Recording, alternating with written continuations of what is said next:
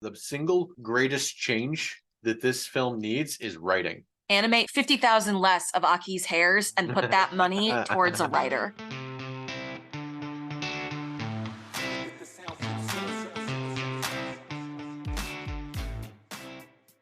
Hello, and welcome to the Original Remake Podcast. My name is Pat, and I'm joined by Amy. Hello. Andrea. Hello. And Nick. Oh, hi. And today we are discussing Final Fantasy, The Spirits Within. Ooh. What the fuck? No, I don't know. It's like Halloween time, so give me a little bit break. That is true. We're in October. Yeah. Well, we are. You should see our front lawn. It's got a giant spider web with a spider on it. Andrea, this is your pick. It is. Go ahead and take us through a synopsis, and then I have a question for you after you've synopsisized us. Okay. So excuse me. Sounds like a medical operation. This the film was about a woman by the name of Dr. Aki Ross. Aki? Whatever. And she's got to create or collect spirits or ghosts, I guess, in order to create an energy wave that will neutralize the phantom ghosts that are attacking the earth and destroying its inhabitants. That is like a one sentence, summary. And it's more than the movie gives us. Oh, be quiet. I'm not bitter. I really enjoyed this movie. Before you go on, I'll ask my question then. I'm not a Final Fantasy fan. I've never played any of the games, and I think a lot of our listeners will probably maybe even barely know it is a game. Is this movie based on a game, or did they just take the name Final Fantasy and make a random movie about something? So a little of column A and a little of column B. I don't play any of the Final Fantasy games, and I never have. I think a friend of mine, I think how I came across this movie is a friend of mine loved the Final Fantasy games. She played them a lot. And then we watched this together, and I was like, holy crap, this is great. And she was just kind of like, at least I think that's what her reaction was. I don't know. It was a while ago. So this does not follow any of the plots of any of the games, from what I read. It does sort of follow a little bit. I think it was Final Fantasy VII, in that it had like the Gaia Earth is alive, is a living creature kind of thing. From what I've read, the seventh one is the one that kind of has a bit of flavor from in that plot. But other than that, there isn't a game that follows this movie that has a similar plot. And so the name of the movie is a total misnomer. I hate the fact that it's called Final Fantasy: The Spirits Within, because it has nothing to do with any of the games. And it probably would have done better in the box office if it had not been called Final Fantasy, to be honest. It may have done worse. I honestly was just thinking that it might have done worse in the box office, but it might have been better received. I feel like The Spirits Within is a perfectly fine title for a random film about a random thing that's not Final Fantasy related. Like, the director originally wanted to call it Gaia, which probably would have been a better name. And what my thought process is that the people who were like, oh yeah, Final Fantasy, it's just like the game or something, they went and saw it. And then they probably told all their friends that it sucked because it wasn't anything like any of the games, thus leading to people being like, oh, well, I don't want to. I don't know. I feel like you wouldn't have had that following to begin with. Like, everybody that went out and saw it weekend one, for example. They saw it because there was nothing else to see?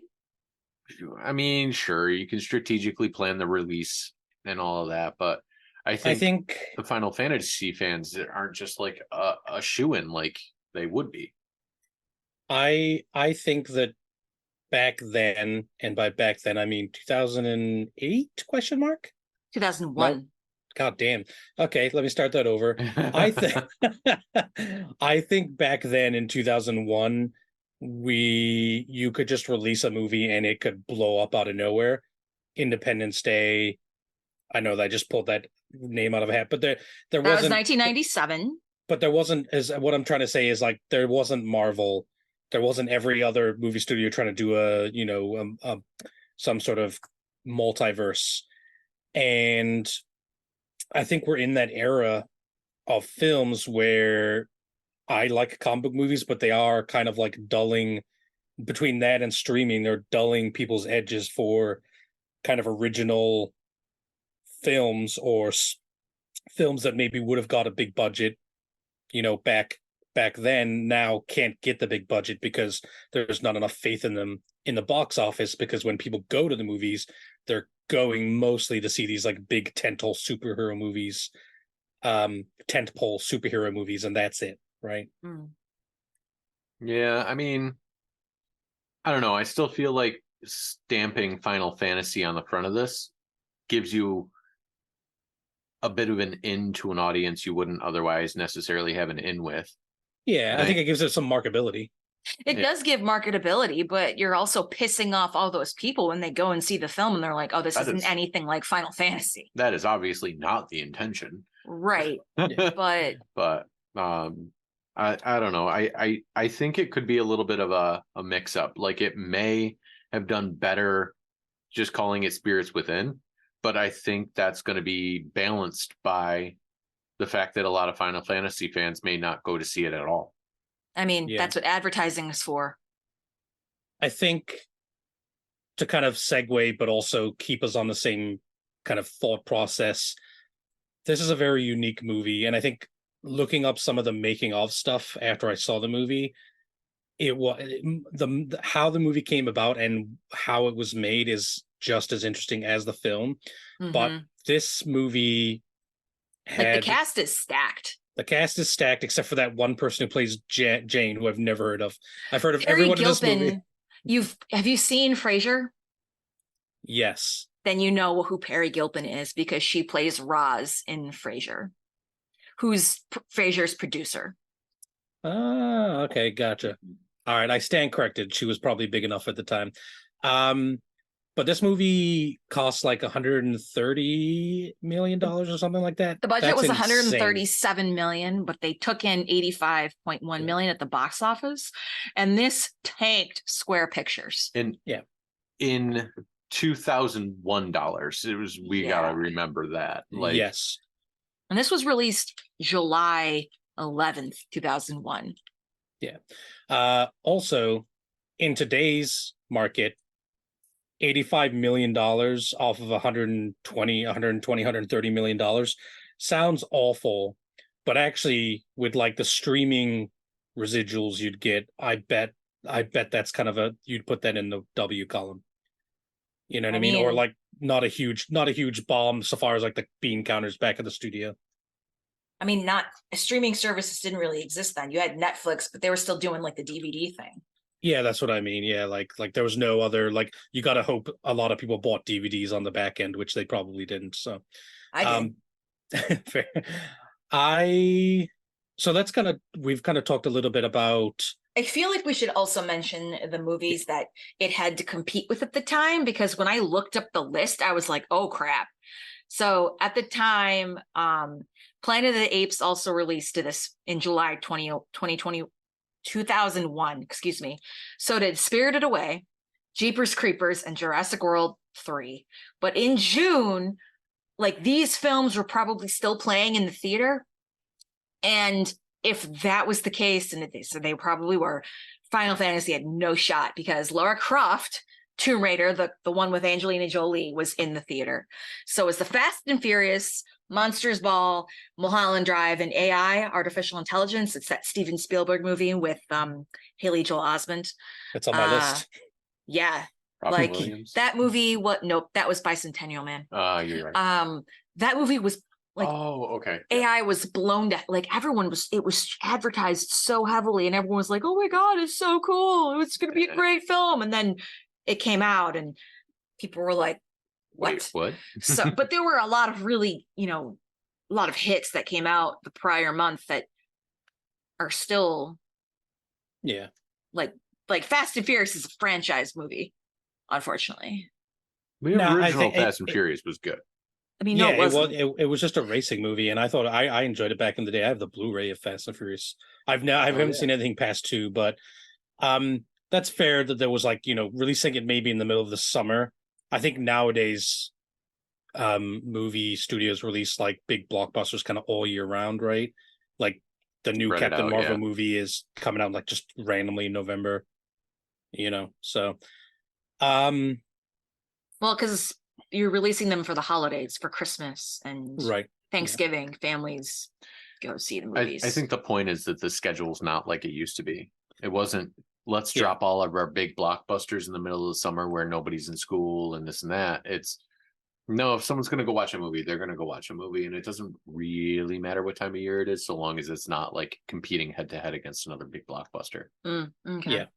As long as it's not like January in the dead of winter when nothing happens and nobody cares. Yeah.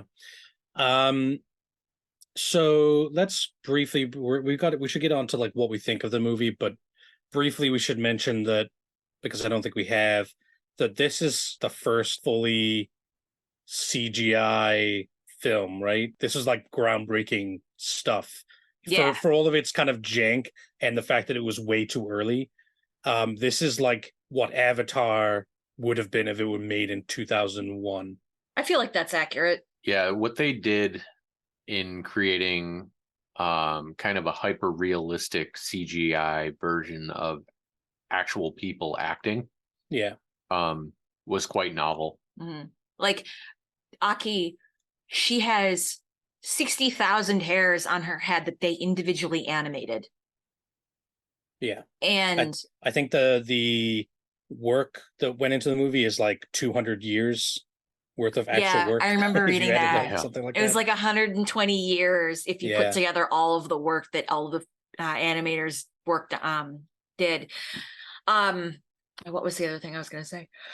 And there were still clunky parts. There were, and there's still parts where it looks like a really high quality Toy Story, but like there are times when you're looking at like facial close-ups and the first shot of her eye, it's like, holy shit, like you can see the lines in their faces when it's like really close up.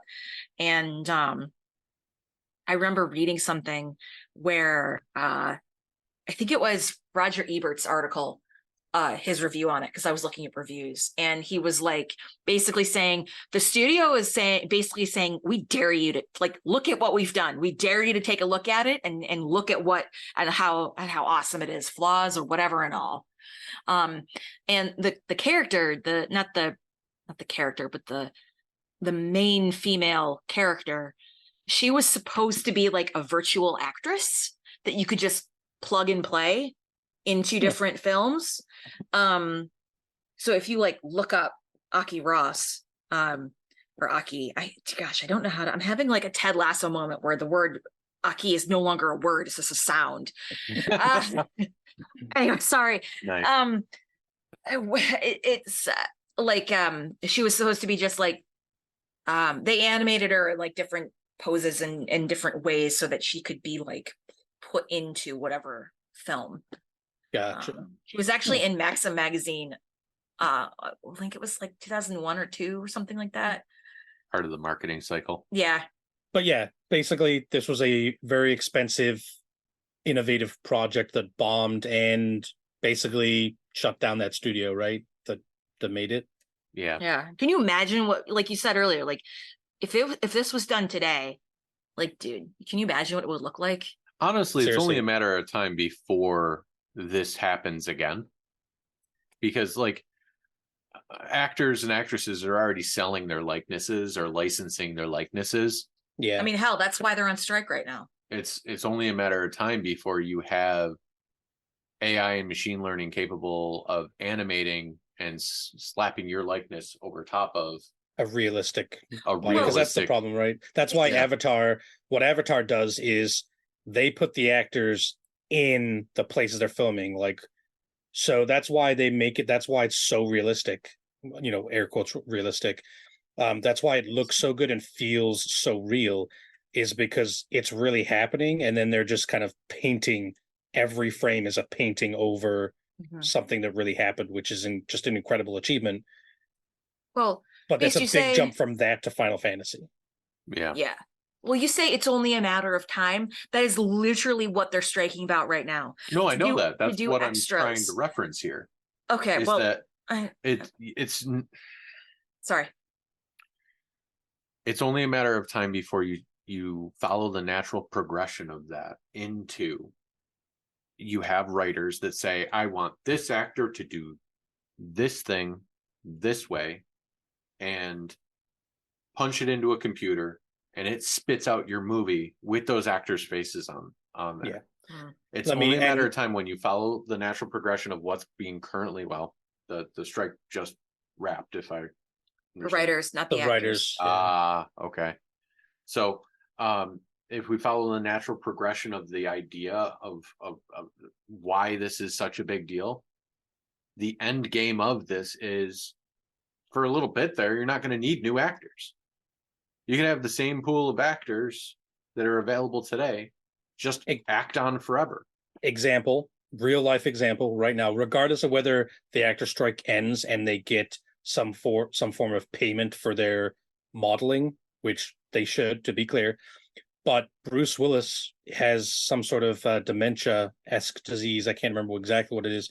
He has sold his likeness to a studio, and in the future, when they master the way of pasting, the way a human body moves naturally, when you can get a computer to do that, you just have to paste a Bruce Willis skin.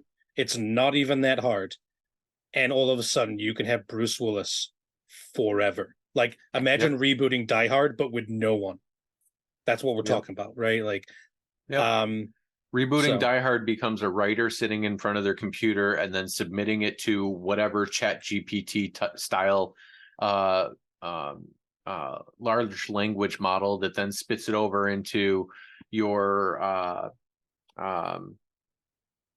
oh crap, the name of the visual AIs just flew out of my head.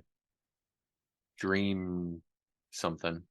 I know which one you're talking about. I can't remember either, but yeah, and I'm assuming the writer's strike will put, or assuming it's the actor strike, assuming it's successful, will put some sort of limits on that. Like, if in order to be sanctioned, you have to put, X amount of real actors in there or something. But there might come a time where, like, there's movie studios.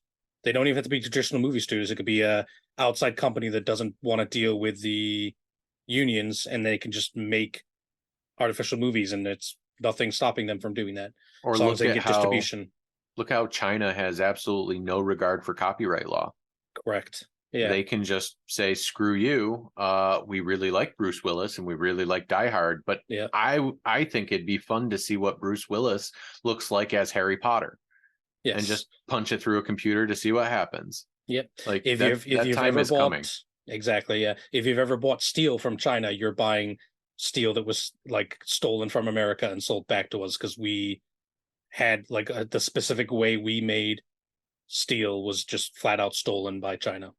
Yeah. Among other things. Anyways, let's kind of move on from this, because we haven't really talked about our thoughts on the film and what, whether we liked or didn't like it.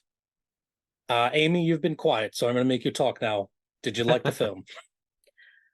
I didn't hate it. Also, I didn't know watching the movie that it was nothing like the actual video game. Oh yeah, you wouldn't know. I've never played it. I didn't know every single game is it true, like different characters, different plots. I mean, nothing's the same, right? I think almost every game is like a separate storyline and a separate world for the most part. But it's like in the same universe, and some of the characters are the same. I think there are some sequels, but for the most part, like, I know Final Fantasy VII is like the most famous one, and that is different from like Final Fantasy like 12 or. I didn't dislike the plot. I mean, honestly, it reminded me of multiple movies, the plot itself. But I do like that concept that, to save the world from aliens, you have to actually save the world itself. But in a way, humans are the real monsters. Exactly. Always. As we forever. Always are. Yeah. But I mean, I appreciated more I knew it came out 20 years ago. It was pretty good. Yes, there was some times when I'm like, wow, that face isn't moving. Yeah. But they're saying words. But you got to appreciate that. I mean, think about the first time you saw Toy Story. It was amazing. If you ever rewatch it again, it's like, oh my gosh. Yeah.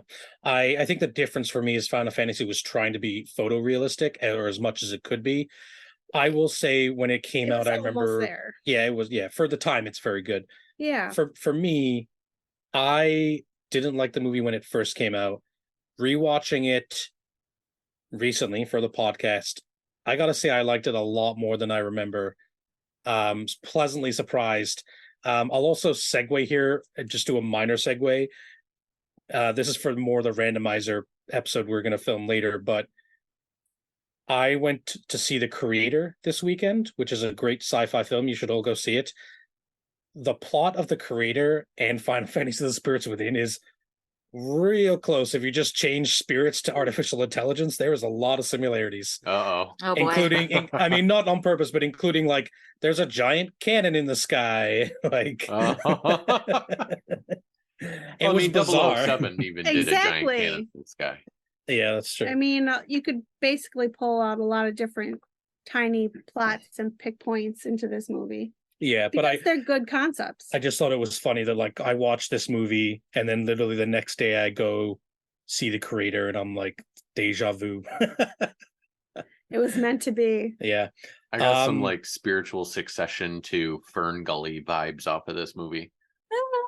It's a Gaia. I mean, the like the underlying message, like humans created this problem. Humans didn't create the problem. Humans propagated the problem. Humans are making the problem worse. And if you were just not jackasses, you can fix the problem. I mean, humans didn't really make the problem worse. Humans don't understand the problem, ergo cannot fix said problem, right? I think that's like shooting guns at spirits is not solving the problem. Ghostbusters. Yeah. Yeah. So Nick, Andrew, what were your thoughts overall on the film? So I saw this actually in theaters when it first came out. And I quite liked it back then. And now I'm kind of like going back through and nitpicking, I think, a little bit. It did not hold up for me. Interesting. So we're kind of opposite. Yeah, a little bit. I'm starting to notice things in hindsight that kind of bothered me, like Ming-Na Wen's voice does not fit Aki. Like, good Lord, she's not great for this character at all. But also I'm kind of like I have a different perspective now with things like Marvel's Agents of S.H.I.E.L.D. and stuff like that. Like, I don't. I mean, we've seen her in other things, and now I think I have a different perspective of that actress. Okay. Even though she's just a voice actor here. Like, yeah, she's a great actress. Maybe she's just not a good voice actress. She needs a character, visual.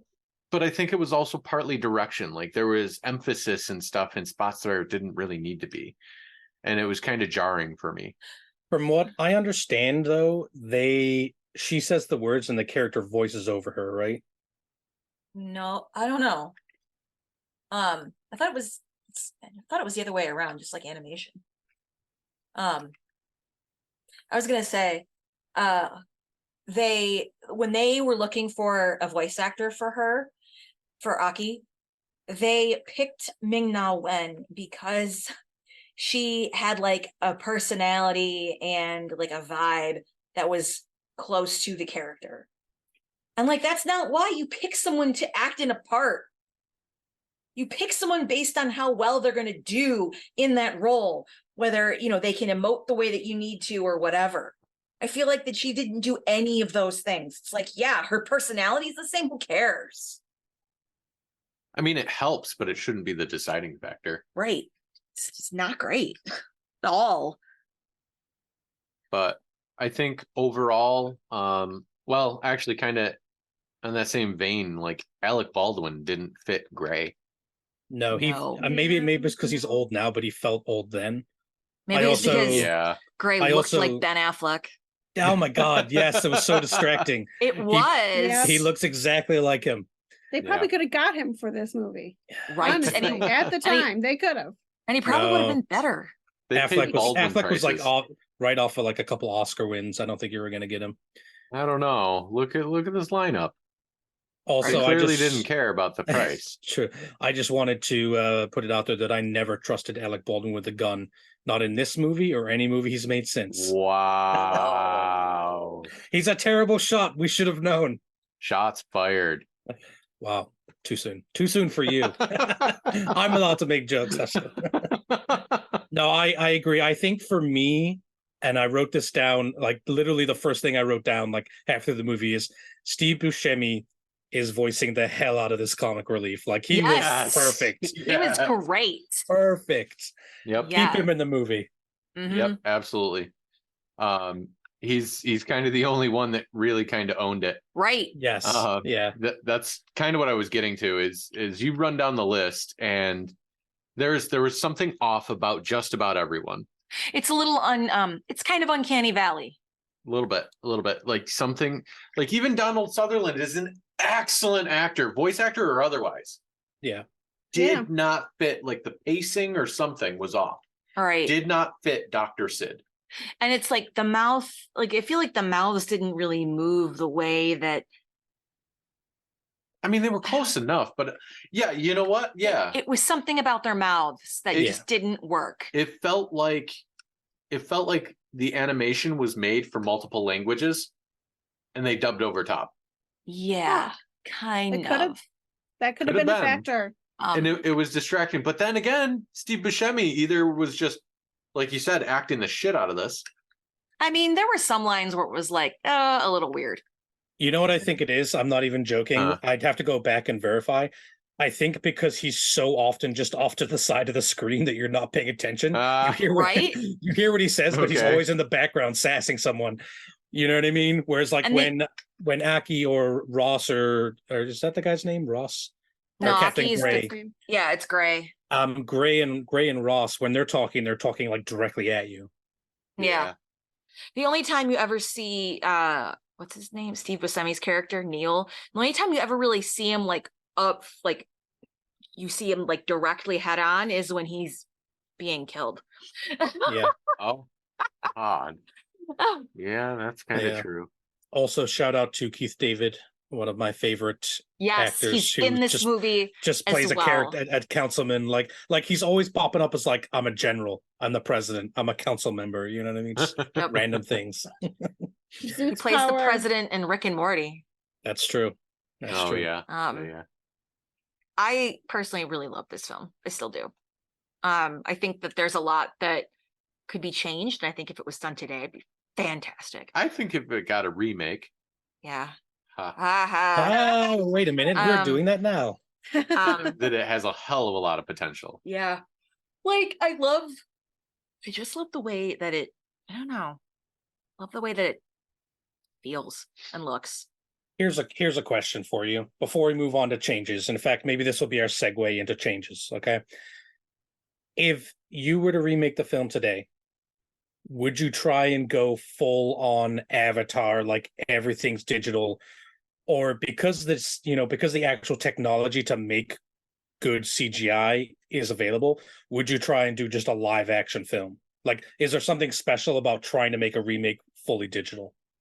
Yes, I think there is something special to do a digital remake. And I don't mean motion capture. I mean like animating it, CGI. Sorry, let me back that up. CGI animating it, like it would be like some kind of animated film, like a cartoon almost. So not Avatar, not people wearing not people in mocap suits being CGI overed or whatever. No, straight on like animated, purely born out of a 3D editor. Yes. Gotcha. I agree. Right.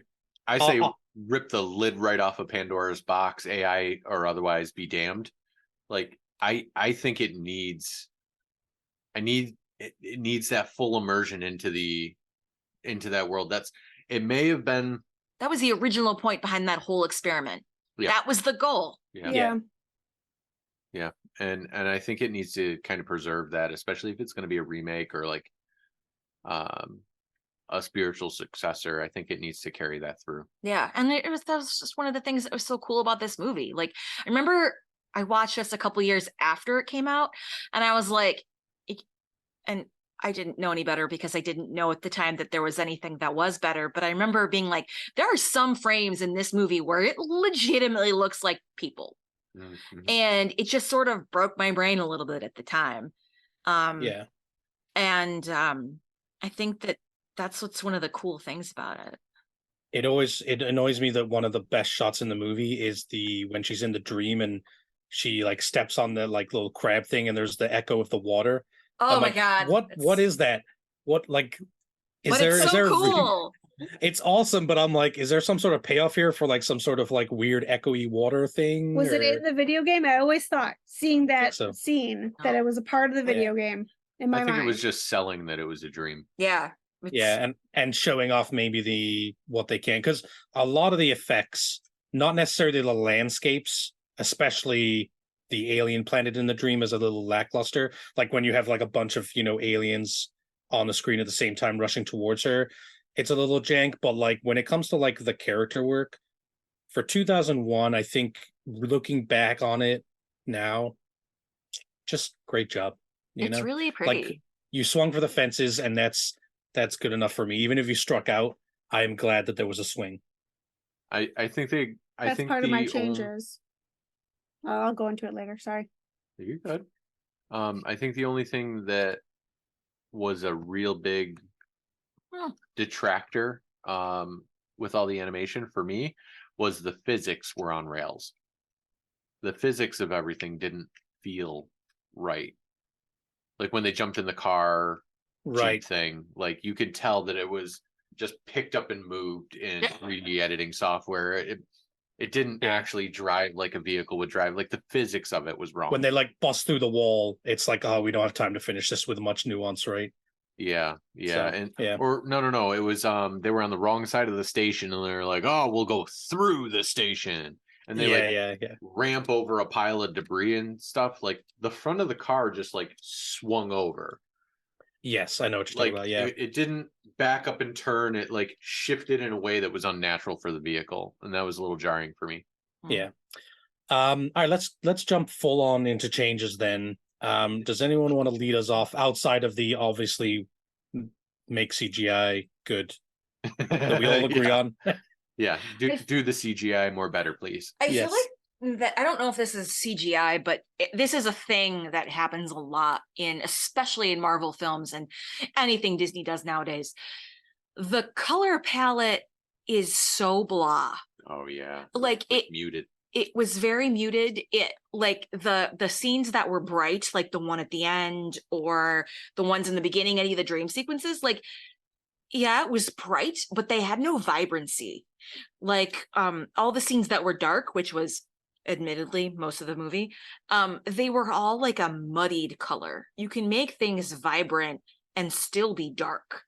It just looked so like, yes, the film was great to look at because of all of the CGI accomplishments and the animation, but it also was a little visually tiring because you're just trying to pick out all the characters and all of the bodies in this like palette of similar muddy color. Yeah, I think we can kind of lump that into not to pull away from what you're saying because I 100% agree, but I think we can kind of lump this into modern CGI techniques and things like HDR that didn't really exist back then. Well, I bring it up individually because it is a thing that happens now. Like that's true. The Little Mermaid was criticized so hard for being like the animated film was a bright, beautiful, vibrantly colored movie, and the live action was just like, oh, this looks like someone put algae into a kiddie pool. Gotcha. That's why I bring it up separately. I think to Nick's point, the common thing is that the darker something is color wise, I think it's easier to CGI it. Right? The brighter is, I think it's harder to make it look real, I think, ? Not a special effects guy, as you can tell, but I believe that's why they keep you'll have a lot of scenes like in like dark rooms and stuff like that when it comes to like action and such. I think I think that may be true, but I think it's more along the lines of the darker it is, the lower the detail is.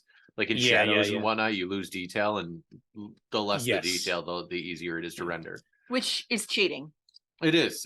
And with the technology that you have today, there's no excuse for it. No. Look at Avatar. Exactly. Hello. Exactly. I think so as far as like what it looks like, that's kind of my end. Like that's like we've talked about, like we've gone over all of the things. Yeah. I think one of the very first things that I would change about anything having to do with like the story or the writing itself is I would change the damn title. I fucking hate the title. It's a misnomer. It's stupid. I don't like it. Agree. Would you change the whole title or just change it to The Spirits Within? I don't know. Gotcha. If something better came along, yeah. I don't know. I feel like The Spirits Within is just it's not catchy enough. You have Lara Croft Tomb Raider that just released. You think The Spirits Within is going to compete with that in any way? No, it just doesn't sound popcorn movies. It's really much enough. It's really hard to compete with Angelina Jolie's side boob, you know? Yeah. Anywho, I was agreeing with Andrea, and actually I was thinking take out fantasy because there's not much fantasy, and put phantom, even though it's The Phantoms Within. No, The Phantom Menace Within. The what? The Final Phantom? No, because that. Oh, is that you cannot? No, you can't tell Final Fantasy fans that you're taking the name Final Fantasy out of their film. Oh my gosh. Amy, do you want us to get hate mail? Because this is how you get hate mail. It would be mail. I mean, I'm lukewarm on the title. Like, I don't care at all what the title would be. So I think I generally agree that like there's nothing spectacular about the title, and we could definitely change it. I don't think it needs a colon sort of title. You know what I mean? Fair. I agree, but I still hold to what I said earlier in that if you ditch Final Fantasy, you're going to be ditching that segment. I do agree that marketing could fix a portion of that, but the marketing was already there for this, so I kind of see that as a wash. I mean, hell, you've got Aki in Maxim magazine. Like, they were clearly doing the marketing, and for people that not necessarily would go for Final Fantasy. So like, I'm going to call marketing a wash. I think if you change the name, you are definitely going to lose a little bit, but I think you're going to be truer to the film that you're showing. And if you lean into that and you just have a better film, you might actually attract the audience that you're expecting. Listen, I don't know. Amy and I are looking it up right now, and she looks good in a bikini. I will say that. Amy, what do you think? It's not a real person, so she doesn't look good at anything. She's real to me. Okay. Jesus. Sorry, I derailed this whole podcast so I can make a joke at my wife's expense. My bad. Oh my god! You got a comfy couch, right? To kind of finish up, maybe thoughts on the CGI itself and what we would change and stuff like that we've kind of been like going back and forth on, related to kind of the action scenes. And again, probably because of the limitations of the time, a lot of the action scenes and the gunplay isn't great. Specifically, the flight through the canyon is a really cool idea where they're trying to outrun that giant monster, and then he has to go through like that downed building. And then the escape from the city, I thought they were going to end up doing like a Halo, the video game Halo, where they drive the Jeep through the whole ship at the end. I thought they were going through the whole city while it was like burning down, and then they just kind of like crashed through one wall into like the spaceport, and I'm like, you could have just walked there. There was no need for this car. So I think today, again, with the increase in technology, you can make the gunplay a little better. You can make the vehicle set pieces feel more realistic and feel exciting and have a lot more tension than they did, I think, in the film, although there was some really cool stuff. Like there's a scene in the film where one of them is trying to arrest everyone else and bring in Ross and Gray, and then the Phantom comes halfway through the ship and just, or the spirit, excuse me, comes halfway through the ship and just kind of rips his soul out.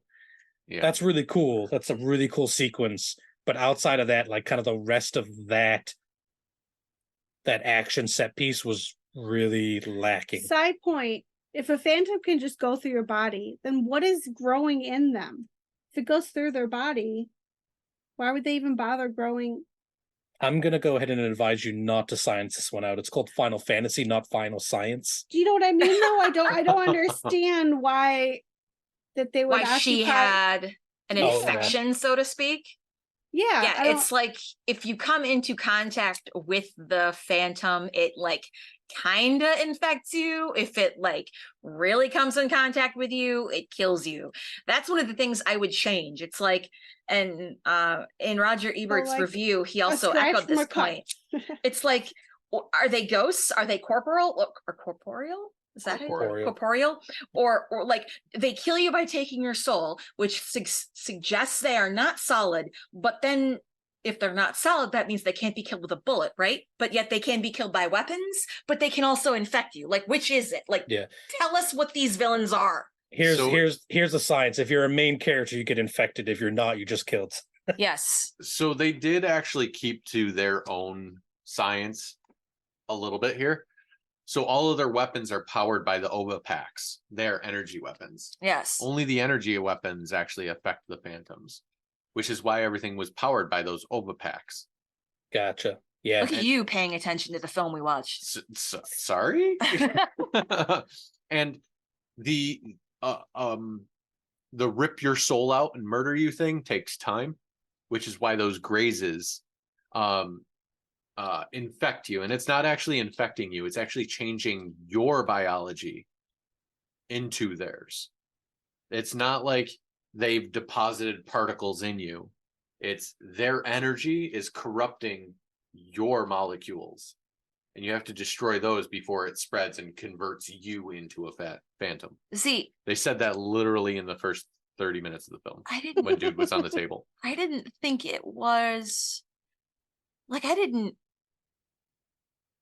pick up. I think it just threw me that there was military guys shooting. It looked like a weaponized like nuke. Yeah, they don't spend enough time on it. No. Yeah. If I wish I could have had like a history of that, or like a history of how Aki got infected. Yeah, so my biggest change plays right into all of this.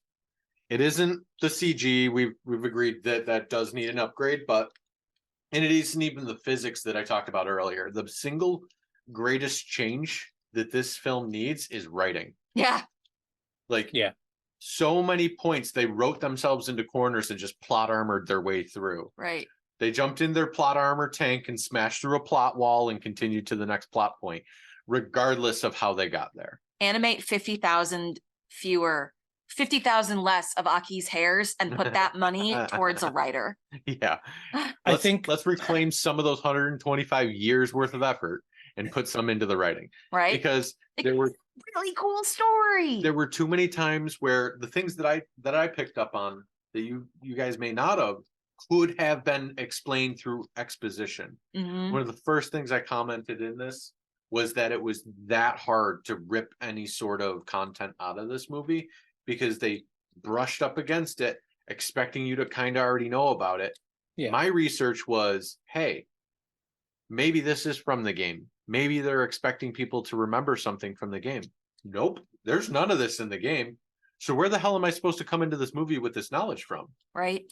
And nowhere? I guess I just got to watch it 37 times to pick up on it? And they do a really great job of explaining how to get rid of the Phantoms. Yeah. But...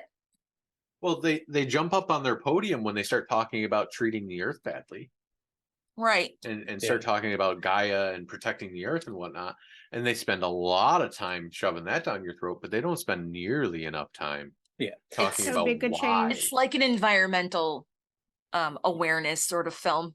Yep. And I'm don't get me wrong, I'm here for that. But like do it right. Exactly. Yeah. And I mean, luckily, since The Spirits Within came out, we've really mended our ways and learned our lesson about ruining the planet we live on. Oh, well, I'm so sorry. I'm so sorry. Oh, yeah, absolutely. We have. It's weird to think like movies like this and like An Inconvenient Truth are like 20 years old. It's bizarre. And we've learned nothing. Nothing, I tell you. Oh, it's worse. We've learned things. We're just not doing anything about with it. But Andrea, I think you and I have a lot of points written down that are kind of the same thing, and that thing is explain yourself. Film exposition, please. Like you just said. How did you get infected? Okay, we keep hearing about this Zeus cannon. Like maybe have it play a part earlier in the film, and we see it being used. Right, like you get this introduction where she's going and fighting the monsters. She gets rescued by the crew. They find the plant. They go back. They get the infection out of Gray, and I just think there's like it's close, but there's just a couple degrees off actually explaining what's happening for people who are for general audiences, right? We've been watching Ahsoka, and the amount of times I have to pause the show and be like, okay, so this is who this character is. This is who they're, for general audiences, I think they don't understand what's happening. And I think if you want a movie that cost $130-40 million to make, you need to make sure people can walk off the street and really get a good idea of the universe and the world building. And I think because every time you have a scene where you need to explain something to someone, you have to animate it completely from scratch. That's very hard to do, right? Mm-hmm. And I love the world building, like the barrier cities. That's cool. Like when you first get introduced to New York City, it says barrier city number 42. Well, it says old New York. Yeah, it says old New York. And then when you get introduced to the barrier city, it says this is number 42. Where's the rest? Like, can I see a grid of these cities? I'm interested to know. Like, I want to know about the post-apocalyptic shit. That is my jam. And they did actually take a moment to give you some exposition when they were going on their little field trip out into the middle of nowhere, and they said this. And you see like the remnants of an old city, and they're like, this was supposed to be the last stand. This was supposed to be where we ended it. Oh yeah, he says my father's buried in there somewhere. My father's here somewhere. Yeah. And like they gave you some there, so they are fully capable of doing it. And they had the plan. They just missed the opportunity. Yeah. Also, where are things? We know where New York City is. Where's the canyon they go to? Where's the comet? Yeah. You fly up into space and you don't know. They do say where the comet is. Yeah. It's in it's like the Caspian Mountains or something. Yep. Caspian Mountain Range. And then I stand corrected. The other city was in like Nevada desert or something like that. Right. Gotcha. The Caspian Mountains are in a mountain range which I have never been able to pronounce the name of. I want to say it's Caucasus, but I probably am wrong. It's the mountain range between Asia and Europe. It stretches between the Black Sea and the Caspian Sea. Gotcha. You're a Euro-Asian mountain range. I just do not know how to pronounce this word. Caucasus? It's not it. You know what? I'm going to go with Caucasus. As the person who never pronounces anything right, let's go with that. I mean, so yeah, it does tell you where it is. All right, I stand corrected on that one then. But I think generally speaking, we all agree, like, it's missing some scenes to provide context. And ironically, one of my few negatives with the film I saw this weekend, The Creator, same thing, because they planned out every scene beforehand. I think when they got to the cutting room floor, they also were missing some scenes just to like fill in the transitions and the gaps.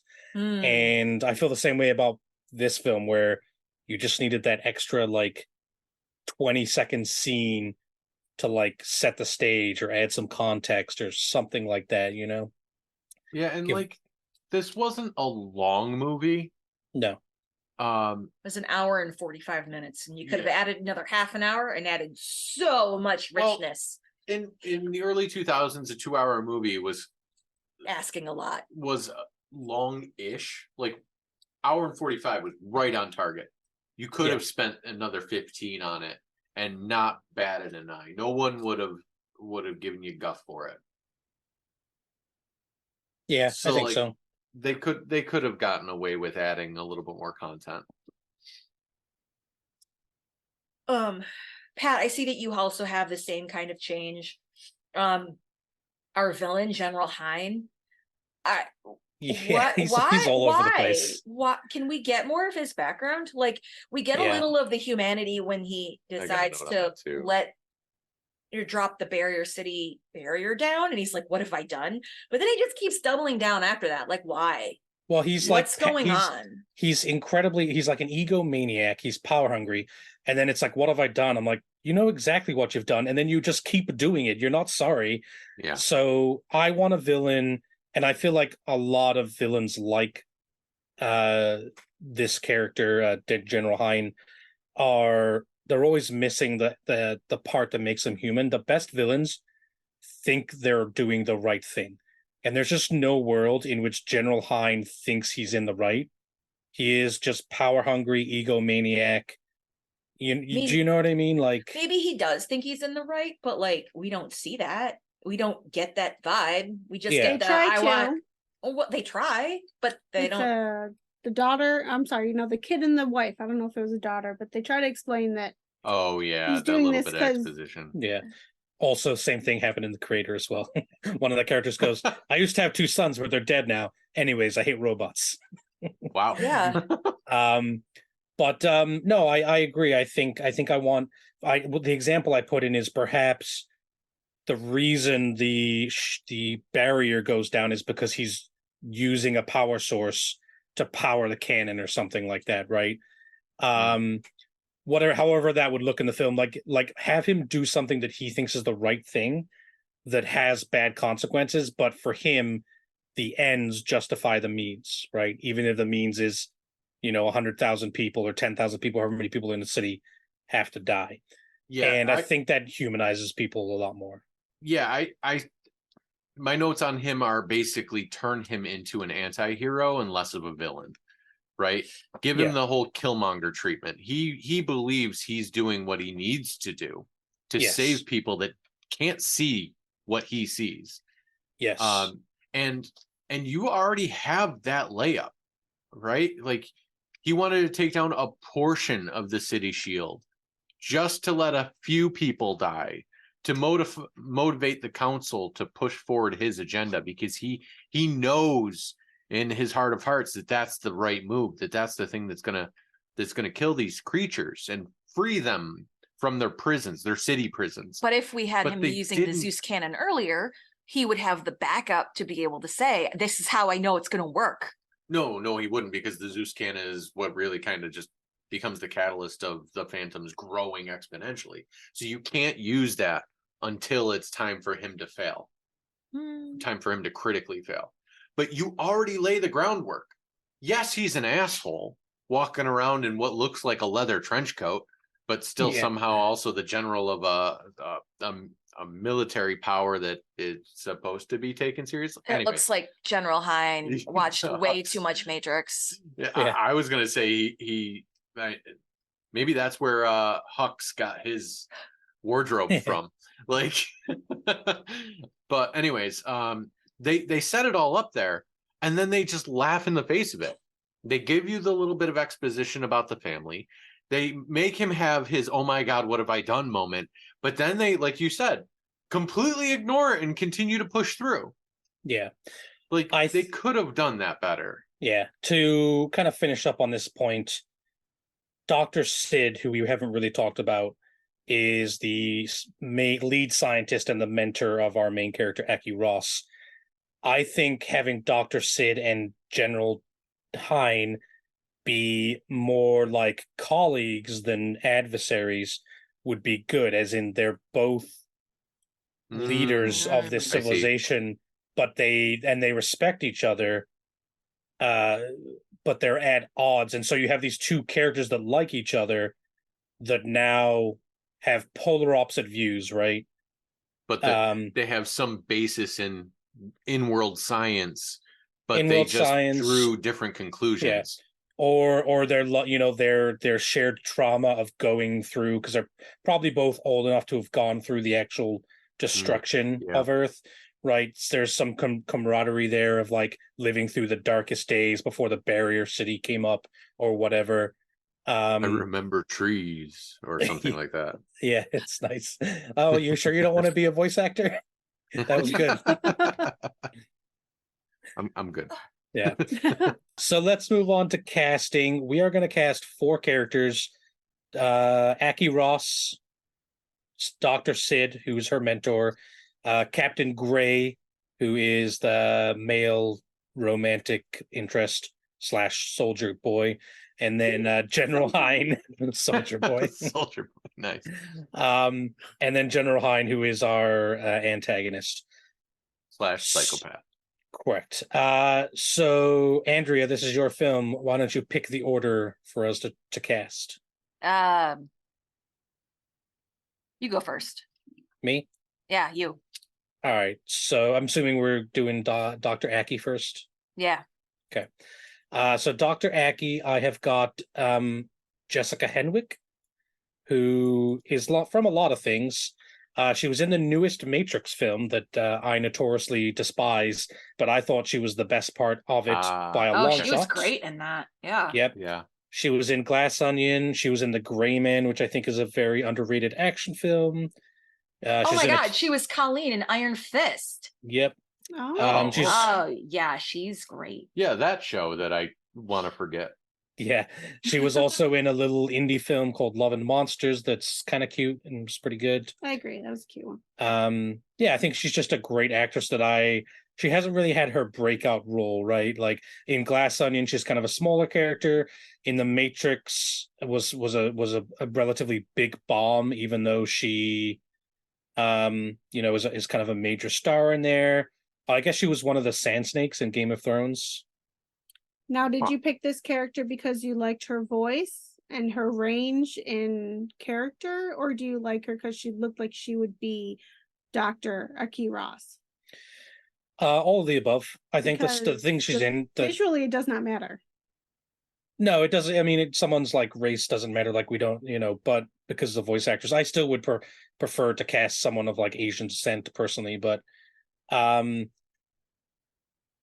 just think she has the range as a voice actor. Even I haven't seen her in anything specifically with just a voice actor, but I think her acting ability is good enough, and she's someone that when I saw her, I was like, yes, her. That sounds good.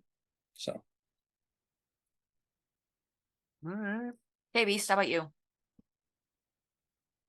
Okay, so for Dr. Ross, I went with Kelly Marie Tran. You may know her from Raya and the Last Dragon, also in Star Wars Last Jedi, did some voice acting for a few other films. She plays Rose, right? Yeah. Yeah. Yep. I feel like her voice is too, because I thought about her too, and I feel like her voice is too childish. I was kind of going for that because that was kind of the thing that I didn't like about Ming-Na Wen's voice. Is it had a very like mature, articulate sound to it, but also could get like it had a mature, articulate sound, but also managed to sound whiny at the same time. Right. Like, so, how do you do that? I don't know. She's not gonna like my pick. Oh dear. So I don't know. I tried to change that up, and when I was going through doing my research, I saw Raya and the Last Dragon, and I figured it'd be close enough. I despise the character of Rose. Wow. But unlike many other Star Wars fans, it is not this actress's fault. It is very poor writing and directing and nothing else. If you give the most talented actress in the world some of those lines that she has to deliver, they'd be awful too. I feel the same way about Hayden Christensen. Like, no one was going to say those lines like they're just poorly written lines. But anyways, she's done a lot of voice work that I didn't know about. So that's in that regard, it's a good pick. Well, thanks. All right. You're welcome.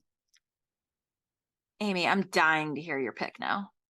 Well, I I was going for at least the lead, Dr. Ross and her romantic counterpart to be older. And I don't know, for some reason in the actual movie, they seemed younger than what they probably would be in my mind. But I chose the actress Rachel Weisz.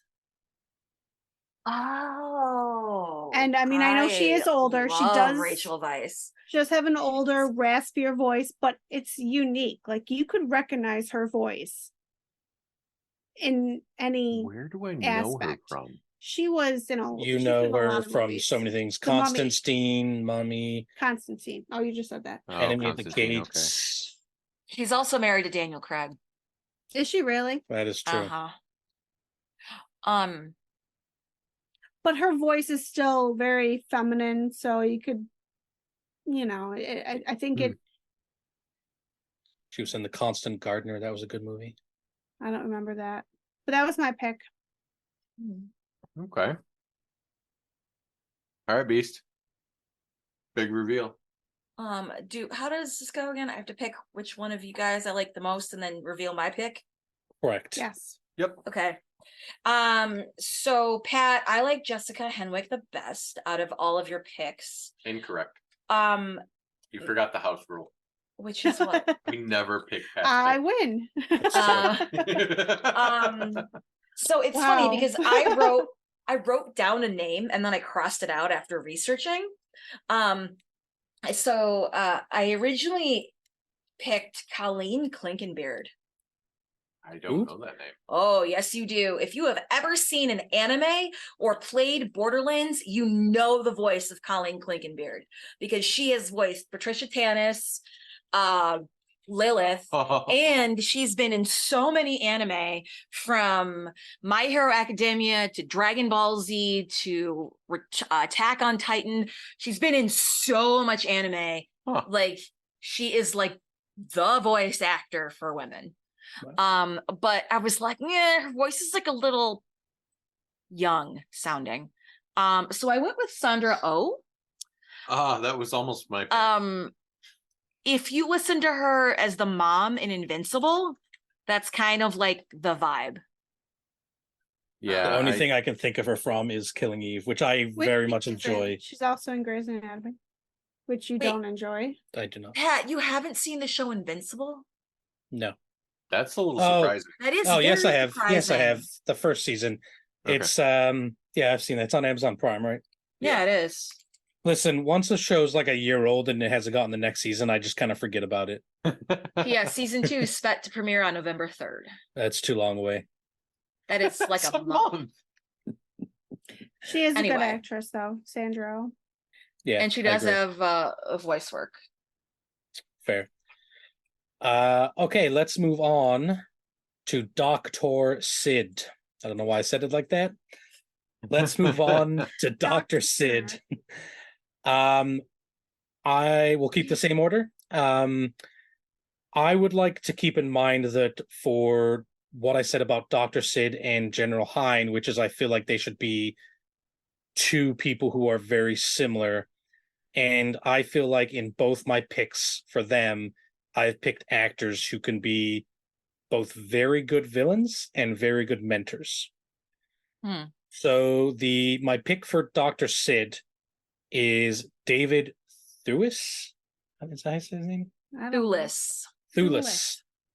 And you probably know him most from Harry Potter. But he was in Sandman.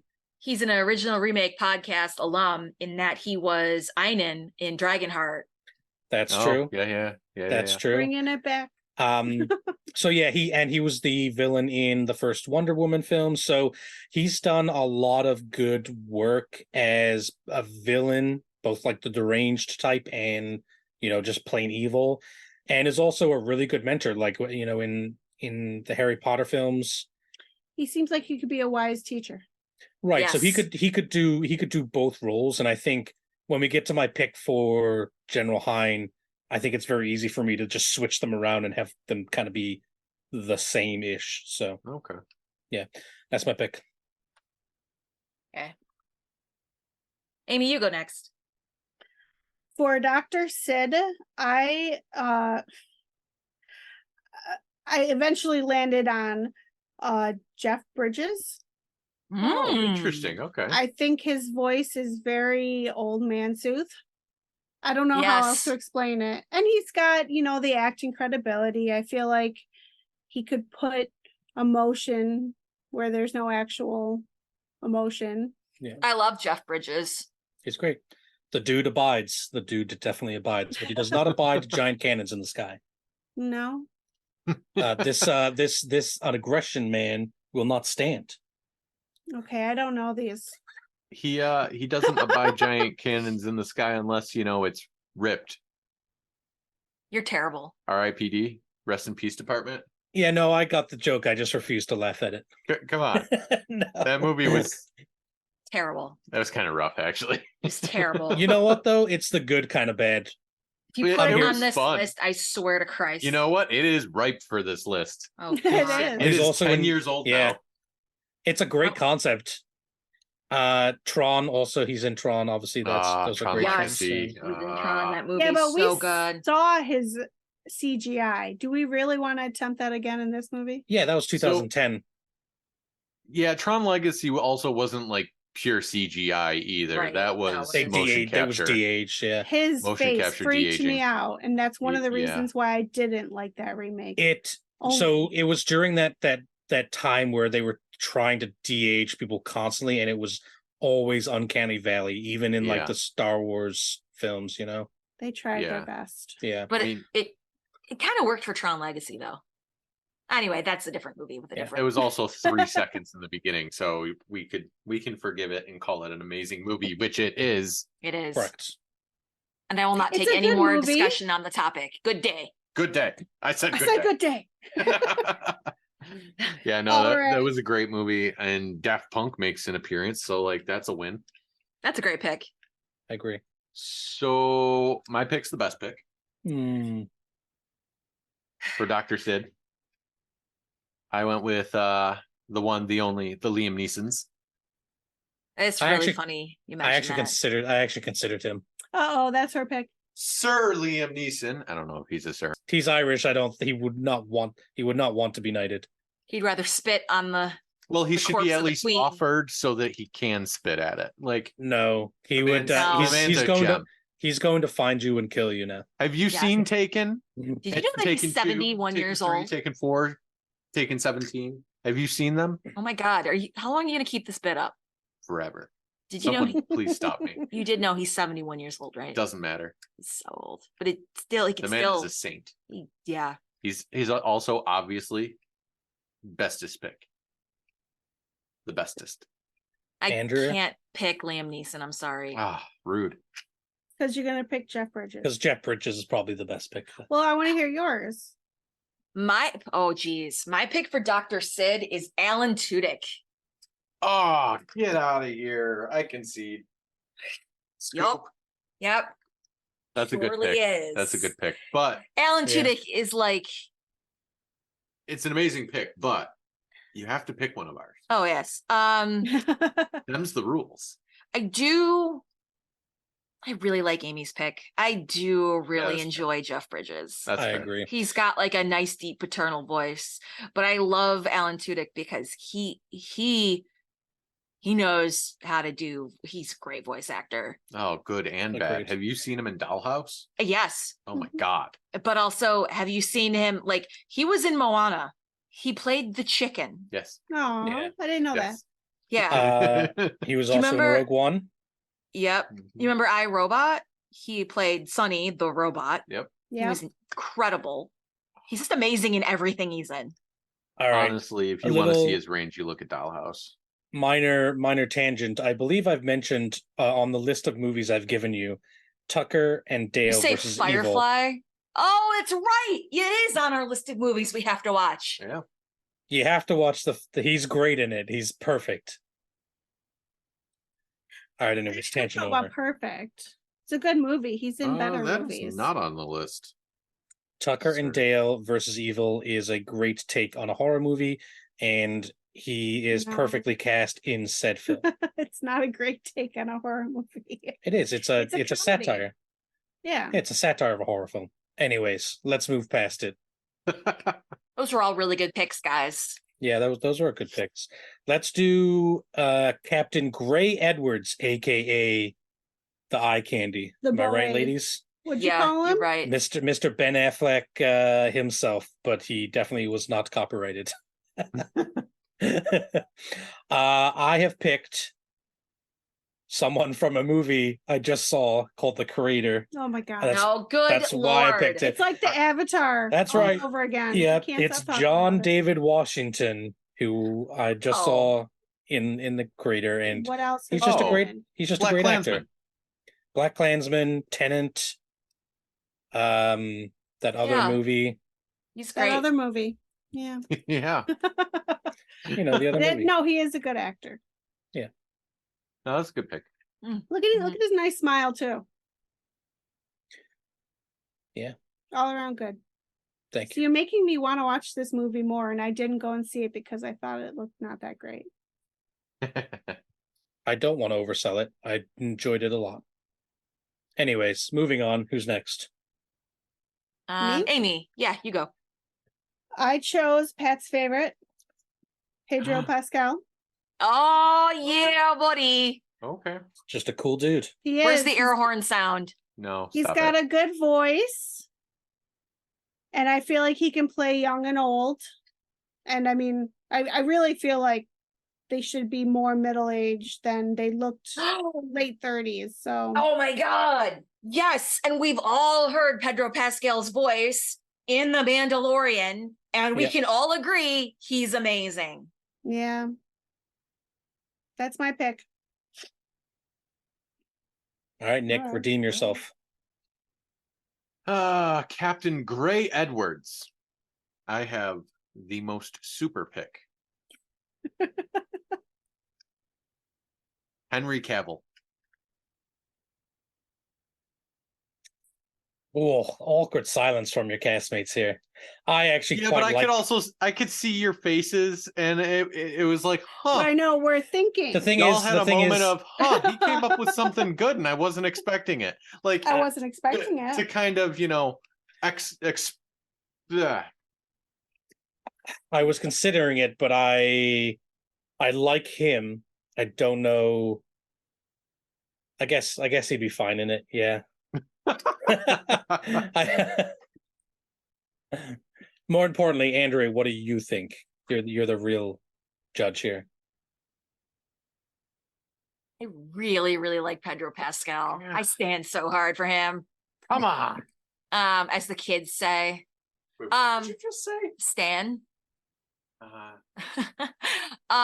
It's funny because I actually picked Ben Affleck. And I was just like, he looks so much like him. I can't get him out of my head. Fine, I would just pick him. But too obvious. But he has a good voice, though. I feel like you take away his face, maybe a little bit of his accent, his Boston accent. Boston. Maybe we change the setting of the movie to Boston. Oh God. Yeah, I didn't look up. I didn't do any research to see if Ben Affleck had any animation type experience. He's got to have. Well, he was sort of covered in Batman. Oh yeah, I guess. He was just just a voice in Batman. He failed miserably at Daredevil. Oh God. Oh yeah, he was half. But he's not a bad actor. I don't know. I just couldn't get it out of my head. I think he wasn't that bad as Daredevil. I think he was a good Daredevil.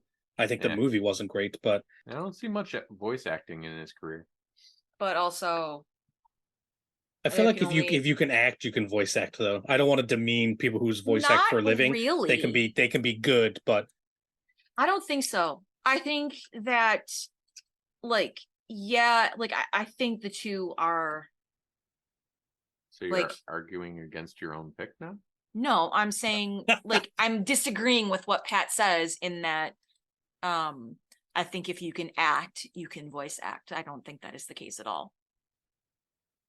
That's fair. Like that you can be a great voice actor and not have any ability to move your body or figure out how to emote with your face. I don't know. That's okay. So I will agree to your pick. Me? Yes. Okay. Under one condition. Okay. We get the Ben Affleck that starred in the late great Dogma of 1999. Yeah. Hmm. Either that or Jay and Silent Bob Strike Back. Exactly. Yes. Okay.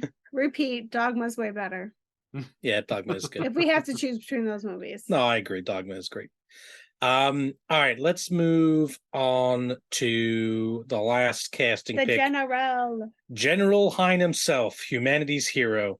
Again, a reminder that I picked people who I think could play. I wanted to pick actors who could play someone who kind of is good or bad, or actors that could play both. And so for this one, I've gone with J.K. Simmons, who obviously is an excellent actor. Excellent voice actor, too. Yeah, I think he's in Invincible too, but I don't know who he plays. He plays the dad. Oh, really? Okay. Mr. What's his face? Invincible? No, Invincible's the kid. Oh, okay. Okay, interesting. His dad's like, I'm not gonna even try to remember this. So I'm not more importantly though, if you've never seen the film Whiplash, about the drummer, he's not the villain, he's the antagonist. Or maybe even not the antagonist. He's actually the antagonist and the mentor. He plays this guy mentoring this drummer in this like band, and he pushes him beyond the limit. Oh, I've seen clips from that. He won an Oscar for that. I have seen it. I have seen it. Oh, he won the Oscar for that. Yeah, I'm pretty sure he did. If he didn't, he should have. It's really, really incredible, like an incredible performance from him. And that's when I remembered that film, looking through the actors, I was like, that's it. J.K. Simmons, he can do it. He's also absolutely fantastic as Cave Johnson. Oh my God, that's true. He's so good as Cave Johnson from Portal. Well, I've never played Portal. I'm sorry. Oh my God, how are we friends? That lemon and burn its house down. He's been a voice actor in Zootopia, so voice acting experience, and Spider-Man Across the Spider-Verse. Well, yeah, he's the daily the guy there. He's the same role in Yeah, but this time he voiced it. Well, yeah, it's literally the same. I know. I'm just kidding. He was also a villain in 21 Bridges, which I thought was a very underrated movie. Chadwick Boseman's last film, I think, before he died. R.I.P. Wow. Yeah. Just been in some good stuff, you know? Anyways, go, Amy. My pick is Clancy Brown. And he's actually been in a lot of animated movies, mostly, cartoon, not all of them, but he also plays villains. His voice is very deep. I feel like very commanding, but also nonchalant, like he's arrogant. I don't know why I feel this way. I don't know this guy. Nothing against him personally. So yeah. Another Invincible voice actor. Damn. Yeah. Yeah. And he was in, of course, the classic Starship Troopers. And it's hard to also, I've been picking people that I think visually would look, but also I'm trying to look for their voices because they don't have to be recognizable, but if I could close my eyes and feel like they're talking to me, I like that. Yeah, I do believe that the face has to be, or someone, the voice that you hear has to be able to be visualized as what you're seeing on screen. So like what you said, where you close your eyes and you can still see it. I think that kind of works. Like if you can visualize that voice. I feel like this is probably way easier than any other animated too, because you can make the face how you want. Yeah, I mean, cartoons, it's it's animated, so it's almost like you're pulling nothing out of something out of nothing. Something out of nothing. That's it. Yep. That's my pick. All right, Nick. All right, so before I was sandbagging, but this time for real, I got the best pick. For real. For reals. The best General Douglas Hine that ever Douglas Hine. is Bryan Cranston. I like that pick. I like that pick a lot.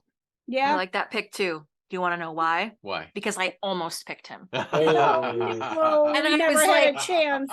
And I was like, oh, Bryan Cranston, really? And then Bryan Cranston also has been in a shitload of anime. Oh, yeah. Really? A He's lot done a of lot anime. of voice acting. Oh, yeah. I ended up going with Liam Neeson for General Hyde. So close, Nick. So close. Damn. I guess, dude, I would probably go with your pick, Beast, Bryan Cranston. Well, obviously. Because I literally almost picked him for the same role. But I would have gone with Liam Neeson on that one. Personally. Yeah. I mean, obviously you picked my pick because, well, it is the best pick. I mean, that's what ChatGPT tells you. No, listen. All right. That is just a tool to help me discover names I might not otherwise think of. It saves me valuable Googling time. Yeah, I do Google a lot. Yeah. Nick is a cheater. It's all confirmed. I'm tired of picking the same like 6 actors for every episode. So like it helps me find choices that I might not otherwise think of. That's Is kind of this our first animated? It movie? is. Yeah. That's kind of one of the reasons why I picked an animated movie. One, because it was something we hadn't done before. And 2, because I really wanted to watch this movie again. And 3, because I wanted to see how we would talk about an animated movie. I wasn't sure how we'd approach it. Yo, I really like the flexibility we get in recasting. Yeah. All we have to do is don't have to worry worry about the voice. Yes, that is true. You don't have to worry about age or anything like that. And, Like if we were buttering up voice that- casting, you know, like for example, if I was gonna voice cast a character, it would probably be a 12-year-old prepubescent boy.